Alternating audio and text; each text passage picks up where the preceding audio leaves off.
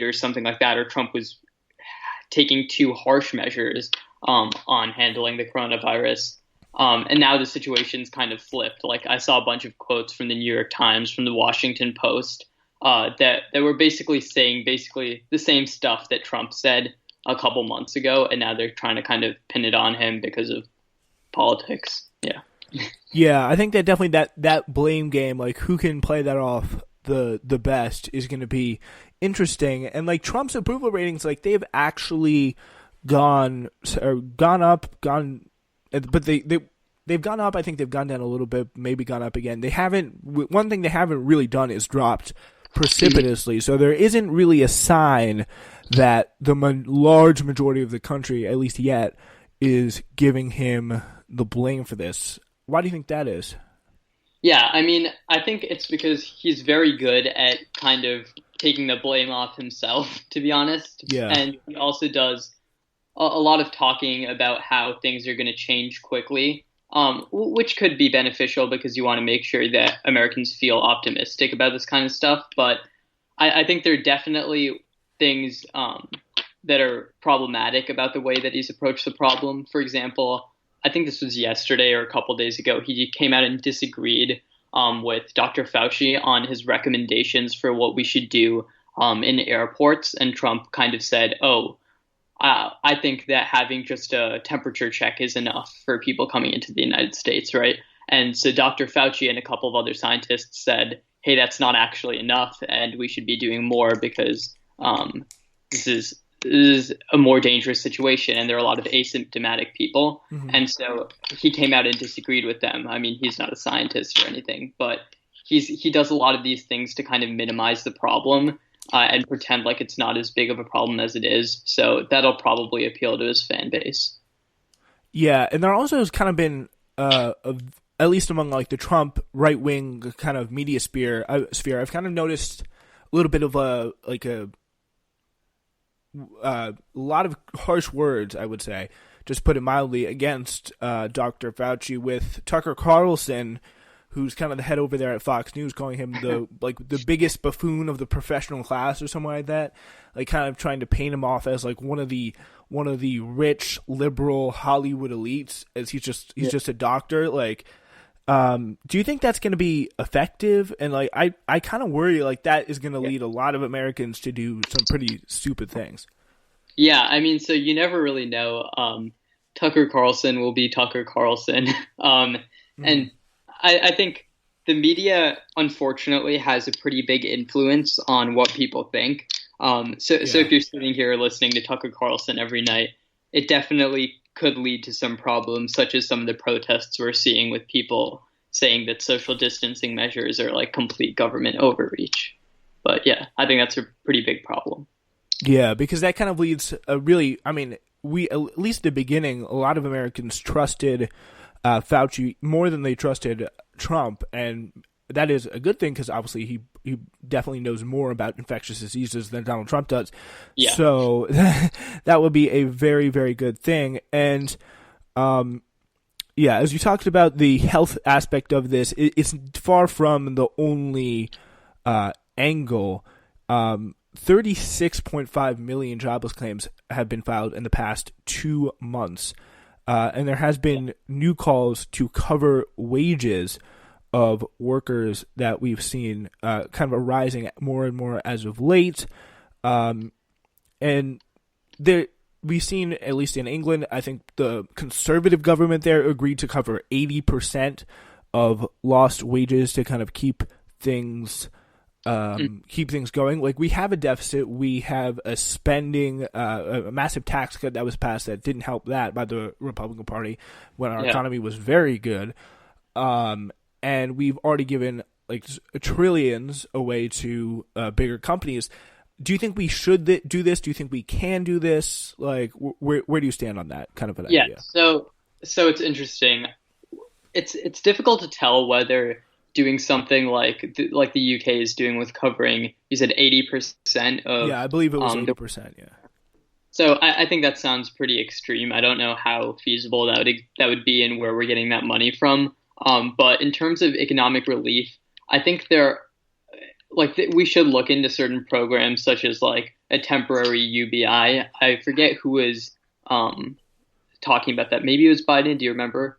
I think like Bernie and like some other people, like the Progressive Caucus guys, that like, they put a like plan up for $2,000 a month, and Yeah. that was kind of pretty quickly shot down. Yeah.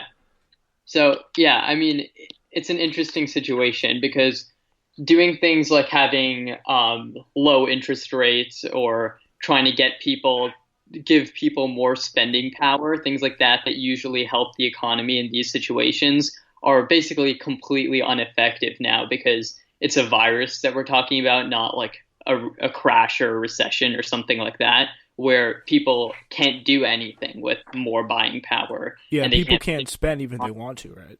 Yeah, and businesses won't make money, like regardless of what you do because of social distancing measures. So it's a really difficult time, and I think the best thing that we can do is honestly make sure that social distancing is our number one priority, because the more effective social distancing is, the faster this will go away and the faster we can actually have effective economic relief programs put in once the coronavirus is less of a situation. So I think our number one concern for the time being should still be social distancing.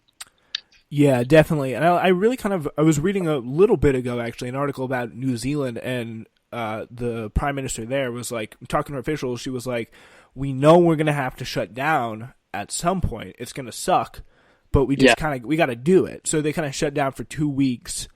I mean, really, I think before a lot of the virus even got there, and were really able to open back pretty quickly. I think they kept their single digit, their coronavirus cases even in the double digits, so or something like that. It was really kind of a crazy success that they did, and that kind of logic just really seems to be missing here. It's like, it's something you got to do. Why not make it as painless and as short as possible? And so effective? I mean, I definitely agree with that, right? But we have to look at the circumstances that we're talking about. So New Zealand, of course, is a much less densely populated region with a lot less people. It's also an island. People don't travel in and out as often as they do in America. Mm-hmm. And we can look at another country, which is actually India, where we see similar precautions and similar measures have been made, where India has been on complete shutdown for more than a month now. And nothing's really happening there. Honestly, all that's happening is the amount of cases are rising like almost exponentially, right? So the curve has not been flattened at all, and they're still on complete shutdown. Mumbai is a disaster. So it's difficult. I think in situations like with New Zealand circumstance, they did good things and like it was more effective there. But in more densely populated countries, you're going to see that shutting down for 2 weeks isn't going to do that much. Yeah, that's definitely. I do kind of like. I like the idea of that logic, like the kind of idea of just like, let's go all the way if we're going to do it. And I don't think like we could definitely shut down for 2 weeks completely and have it work. And we've already been kind of quote unquote shut down for a lot more. President, so we don't talk about this here more as we kind of flip back to the kind of economic side of this. President Donald Trump and his son-in-law and special advisor Jared Kushner reportedly urged his father-in-law in the early stage of the coronavirus pandemic not to prioritize testing or order potentially life-saving equipment like ventilators because it might drive down stock prices, according to the Financial Times. There you have it, tweeted strategist Mark Elliott. 150,000 Americans sacrificed for the stock market. I don't know if you can. I don't know how you got to that exact number, but like this kind of just shows the really like kind of the mindset of this Trump administration, and the whole idea of the story that was out about how they got New York to pay like $69 million for like 1,000 ventilators that never came. Like it just really comical levels of corruption that are kind of hard to. I think we're going to find a lot more about once this thing ends and people kind of have the chance to like report on it more. But what do you make of this kind of story? Yeah. So when exactly was this? When was he advised to? This seems to be early on.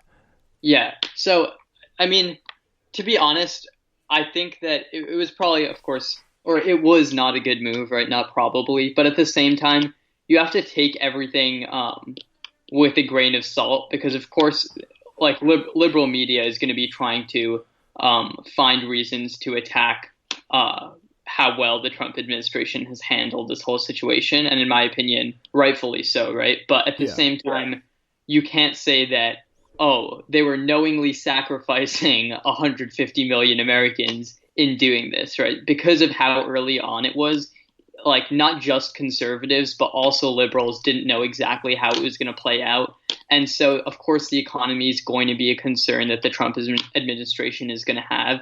So of course, it was not a good move, but I don't know exactly how knowingly bad it was until I read more about the situation. Yeah, I mean, I don't think you could really kind of point to the media on that. Like, if I get it, if it was like Mother Jones or something like, or like Daily Kos, like a really explicitly like liberal website, but the Financial Times, like, I don't know, they're kind of a British organization first of all, and they're not like entirely in it to like sink the Trump administration. And again, I do get your kind of like hesitation about like a specific number of like 150,000. But I think it really kind of points to a disturbing trend here. It's like they think of first of, or at least Jared Kushner does, and by extension I think a lot of the administration does, think of Wall Street first before anything else. Would you say that's fair? Um, I'm not 100% sure again because it's all about the time, right? If you look at liberal media such as the New York Times and the Washington Post, you have so many quotes that you can look at saying that, oh, we were doing too much about social distancing at the time, or we were doing too much about the coronavirus at the time. So I think that there's definitely some truth to that, but at the same time, I can't say anything definitive until I know exactly when this was and what the situation was at the time, right? Yeah, I mean, I do kind of get like having that stance as a member of the public, like, because there's been a bunch of tweets. There was especially early on, like early March, late February, where we had people being like, "Get your flu shot. Don't worry about the coronavirus." Like that was like official tweets, but I mean, they kind of were like subjected to, at least the senators, right? Like Richard Burr today resigning from his post as head of the Senate Intelligence Committee because of the fact that he had this information ahead of time. So I mean, if it kind of falls in that time frame, as you say, I think that would be a lot bigger of a story. Information, right? Because like what I was talking about is with the information that was available to the public, you saw New York Times, Washington Post saying, "Oh, so coronavirus is too big of it." But if it was like they had extra information, yeah, that's more concerning. For sure. Yeah. Because like that's like Jared Kushner not necessarily subject to all the information of the public. Yeah. So all right, do you want to kind of switch gears a little bit? We do have to play a short clip here for you. All right. But after that, we'll be talking about Joe Biden and Bernie Sanders trying to unify the Democratic Party to take on Trump after this pandemic.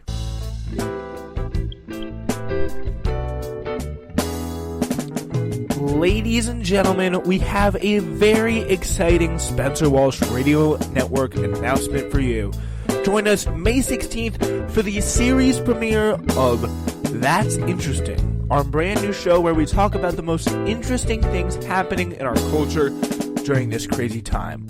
Whether it be books, movies, TV shows, whatever you need to watch, listen, or experience in any way, we will tell you about it on That's Interesting. So join us May 16th for a special Saturday premiere. All episodes afterwards will be on Fridays, and really experience the best of culture, all through the guidance of the Spencer Walsh Radio Network, as I will be bringing very, very special guests on for that time. So looking forward to seeing you in a few weeks on That's Interesting. Subscribe now. It's available wherever you get your podcasts.